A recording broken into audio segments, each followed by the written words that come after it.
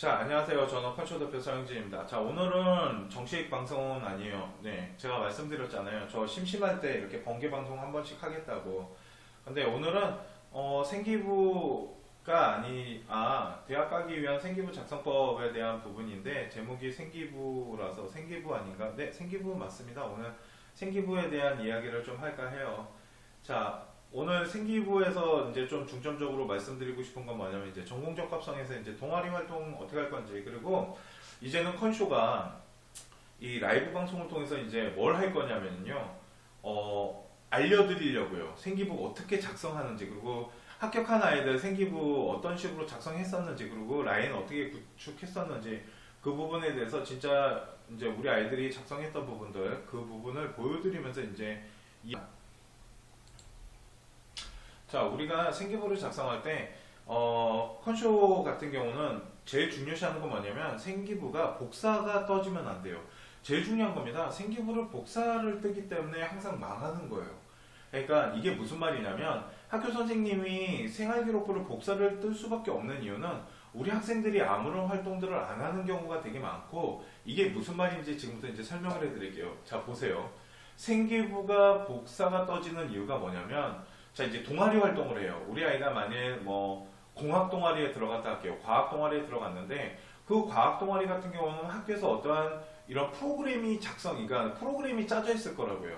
그래서 뭐 A라는 활동, 뭐 B라는 활동, C라는 활동, 이렇게 활동을 모든 학생한테 똑같이 준다라는 거죠. 활동을 할 수 있게끔. 그러다 보니까 그 활동을 한 학생들이 똑같은 활동을 했기 때문에 생활기록부에 써지는 결과치는 다 똑같이 나오지 않을까요? 1학년이 됐건 2학년이 됐건. 왜 그러냐면 활동을 같이 했잖아요. 선배가, 그러니까 2학년이 주최를 해서 했겠지만 1학년이 이제 보조 역할을 했겠죠. 그래도 똑같은 제목을 가지고 똑같은 활동을 했기 때문에 모든 아이가 똑같은 활동을 복사 떠서 나온다는 거죠. 이런 문제점들이 생기는데, 이런 문제점을 극복할 수 있는 방법 중에 하나는 뭐냐면, 어떠한 학교에서 활동을 시켰을 때 그 활동에서 조금 더 구체성 있는 자기만의 활동을 하고 그거를 선생님에게 알려드려서 생활기록부 안에는 학교 안에서 했던 이제 기본적인 활동이 있다면 그 안에 우리 아이가 했던 활동에 대한 과정과 이야기, 이런 스토리성을 좀 만들어내야 됩니다. 이거를 이제 좀 말씀을 드리려고 오늘 하는 거고요. 두 번째는 뭐냐면, 자, 이제 어떤 과정을 넣었어요. 이제 우리 아이의 이야기에 과정을 넣었으면 그 과정보다 더 중요한 건 뭐냐면 스토리의 발전성이라는 겁니다. 많이 들어보셨을 거예요. 이런 발전 가능성이 나타나야 된다. 성장성이 있는지 없는지 대학교가 체크하겠다라고 하는데, 그 성장성이 뭐냐면, 만약 1학년 때 우리 아이가 어떤 활동을 했다라면 환경에 대해서 연구를 했다 할게요. 환경에 대해서 연구를 하거나 아니면 유전에 대해서 연구를 했어요. 동아리 활동을 통해서 환경이나 유전, 이렇게 어떤 DNA, 혈액 이런 것들을 많이 연구했다라면, 아니면 경영학과 같은 경우는 어떤 경영 철학자에 대해서 할 수도 있고, 아니면 수요 공급 이런 거에 대해서 많이 연구를 했어요. 그러면 2학년 때도 그거와 좀 더 구체화시키거나 연관성 있는 활동들이 연결이 돼야 된다라는 거예요. 만약 1학년 때는 이거 A라는 활동을 했는데 2학년 때 B라는 활동을 해버리게 되면 너 그냥 학교에서 시켜서 한 거구나. 너 1학년 때 A라는 활동했으면 그거에 대해서 좀 생각하고 A-라는 활동을 해야 되는 거 아닌가? 라고 생각을 해야 되는데, 보통은 학생들은 그냥 학교에서 던져주는 활동들만 하다 보니까 만일 A라는 활동을 했을 때 그 다음에는 학교에서 B라는 활동을 던져주다 보니까 그 B 활동만 하더라는 거죠. 이런 문제점들이 생깁니다. 그렇기 때문에 우리 지금 여기 이제 학부모님들이 이제 보고 계신다면 학부모님들이 체크를 하셔야 될 게 뭐냐면, 1학년 생활기록부 우리 아이 거가 나오잖아요. 그러면 동아리 활동 같은 경우, 그냥 동아리만 오늘은 말씀드릴게요. 동아리 활동 같은 경우 우리 아이가 어떤 활동 내역을 써왔으면 그 활동 내역을 한번 읽어보세요. 읽어봤을 때 어떠한 활동의 주제나 어떠한 활동을 했던 어떠한 이야기들이 있거든요. 만약 그거에 대해서 주제가 있었다면 그 주제를 2학년 때 조금 더 구체화시키고 더 전문적으로 할 수 있게끔 어떠한 주제의 구체성을 조사를 한 다음에 학생한테 그걸 알려주시는 게 우리 학부모님이 할 수 있는 역할의 전부예요. 우리 어머님들이 조사를 할 수는 없잖아요. 조사를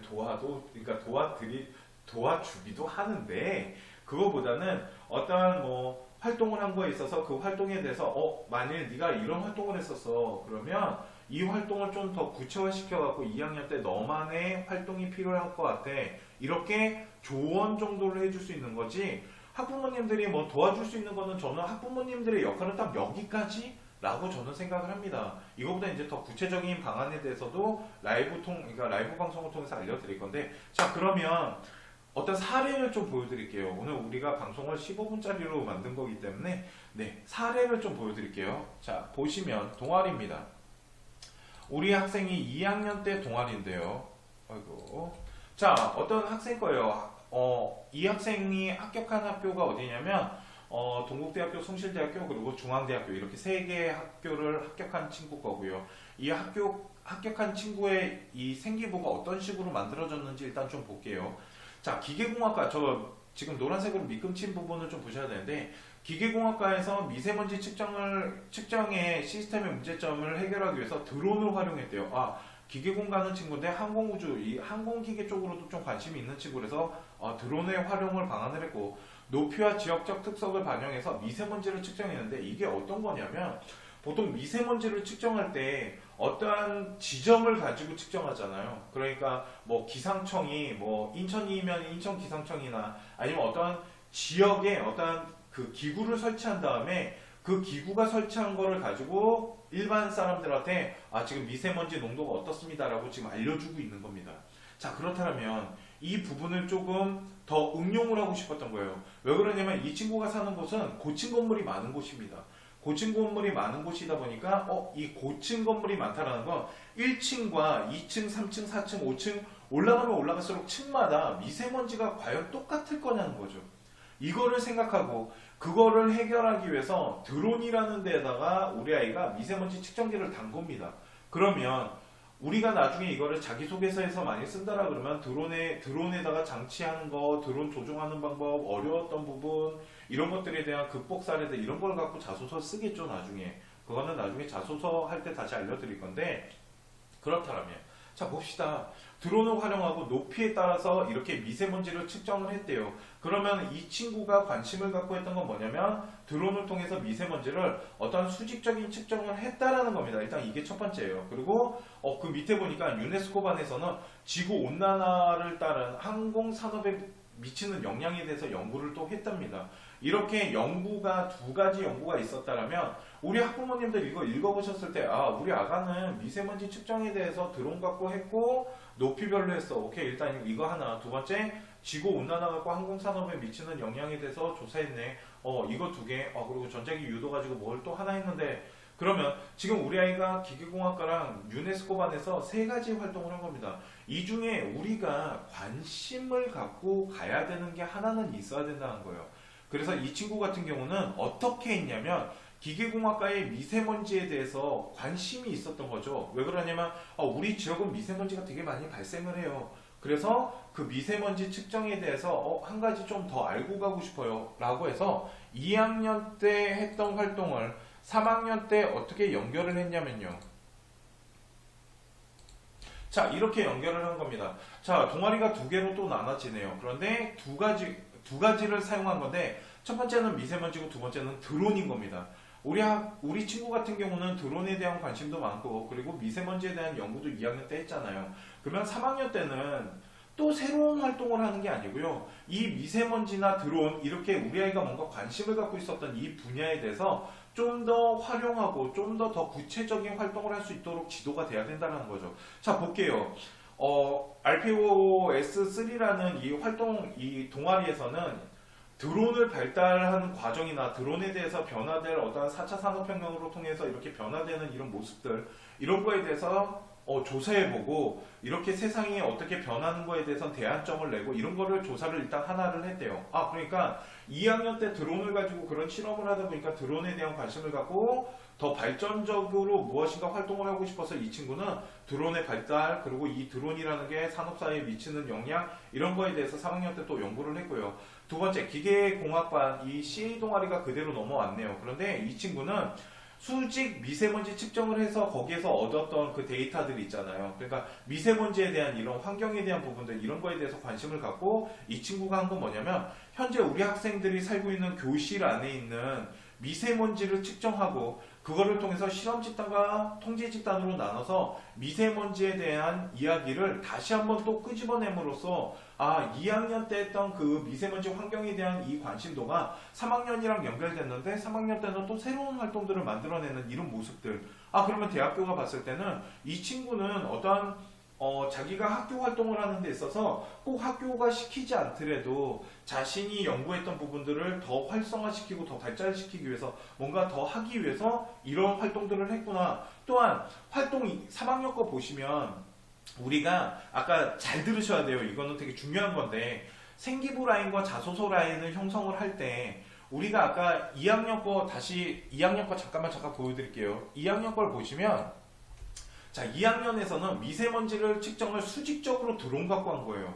그래서 이 친구는 이거 갖고 뭘 했냐면 자기소개서를 썼어요. 왜 그러냐면 되게 지금 이 내용만 봐서는 잘 보세요. 기계공학과 미세먼지 측정 문제점의 해결을 드론으로 했고 높이와 지역에 따라서 측정 방식을 해서 연구를 했대요. 요거밖에 없기 때문에 과정이 하나도 안 보이시는 거 보이십니까? 그러니까 이 안에는 어려운 점, 과정 이런 것들이 하나도 없다 보니까 이 친구 같은 경우는 이 과정이나 이런 것들을 다 어떻게 해야 되냐면 자기소개서에다 빼야지 하나의 능력을 더 어필할 수 있겠죠. 대신 3학년 때 했던 활동을 다시 볼게요. 3학년 같은 경우는 2학년과 쓴 게 좀 틀립니다. 자세히 보시면. 자, 무슨 말이냐면, 자, 3학년 거는, 자, 미세먼지를 학교 교실에다가 사용했대요. 그래서 아까 말씀드렸죠. 일단 발전성은 가져왔네요. 그래서 관심도가 환경과 미세먼지, 그리고 뭐 드론, 이런 거에 대한 관심도를 갖고, 일단은 발전성 있게 내가 또 능동적이고 주체적으로 뭔가 활동하는 거는 보여주잖아요. 그죠? 이런 식으로 활동 라인을 연결하는 게 첫 번째 중요하고요. 두 번째는 뭐냐면 지금 3학년 거 써놓은 거를 잘 보셔야 돼요. 보시면 이게 이제 글자 제한수 맞춰서 쓰니라 이 정도밖에 못 쓴 거겠지만 보세요. 미세먼지가 현재 교실에 미치는 영향에 대해서 대안을 제시했대요. 그리고 실험 집단과 통지 집단을 나눠서 학급 교실의 미세먼지를 1차적으로 측정해서 데이터를 구하고 문제점을 해결하기 위해서 창문 공기 순환 방식, 그러니까 공기청정기를 사용하지 않고 그냥 창문 열어서 한번 돌려본 거예요. 이거에 대한 데이터 값과 공기청정기를 설치했을 때의 데이터 간격, 이걸 가지고 또 비교 분석을 하고 여러 차례 실험을 통해서 특정했더니 외부 미세먼지 데이터 값도 또 측정을 하고 이거를 모두 다 실험 집단과 통제 집단으로 데이터를 만들어서 1차, 2차로 나눠져서 비교 분석을 해봤을 때 학급 교실에 미세먼지 측정기가, 그러니까 공기청정기가 하나 들어가면 이 미세먼지에 대한 해결점이 될 수 있으니까 학교 같은 경우는 미세먼지를, 이 교실에 있는 미세먼지를 해결하기 위해서는 공기청정기 공급이 필요하다. 이거에 대해서 연구를 하고 그거에 대한 보고서를 내고 이거에 대해서 학교에다가 대안점에 대해서 발표를 한 거예요.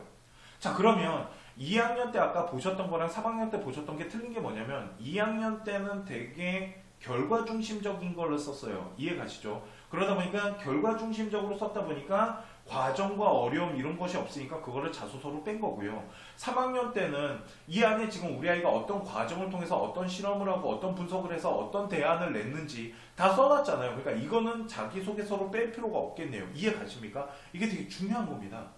그래서 동아리 활동을 할 때 생각하셔야 될 게 뭐냐면 우리 학생들한테 말을 해줘야 되는 게 뭐냐면 첫 번째는 우리 학생이 학교에서 어떤 활동을 던져줬다라면 그 활동들 중에 관심 분야가 있으면 그 관심 분야에 대한 어떠한 활동에 대한 이야기를 만들기 시작해야 되고 그게 다음 학년으로 넘어갔을 때 더 구체화된 자기만의 활동이 이루어져서 그 자기만의 이야기가 생활기록부 안에 지금 집어넣어야지 대학교가 평가를 좋게 할 수 있다는 거. 이게 일단 첫 번째고요.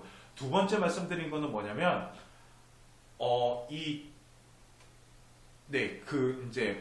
갑자기 왜 버벅대죠? 자기소개서랑 생기부 라인 이렇게 나눠놓은 거예요. 버벅댔더니 그냥 바로 한 분 나가시네. 자, 보세요.